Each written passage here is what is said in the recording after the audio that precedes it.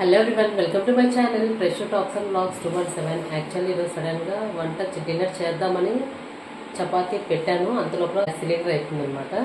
ఇంకా అసలు మాకు ఇక్కడ కనెక్షన్ లేదు, సో ఇంకోటి ఫిల్ చేయడానికి ఆప్షన్ లేదు. ఈ టైంలో మమ్మల్ని సేవ్ చేసింది ఏంటో చూపిస్తాను.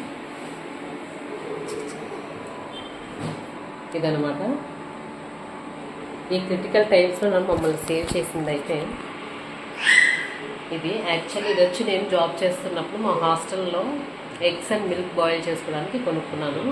ఆల్మోస్ట్ ఒక 7 years అవుతుంది.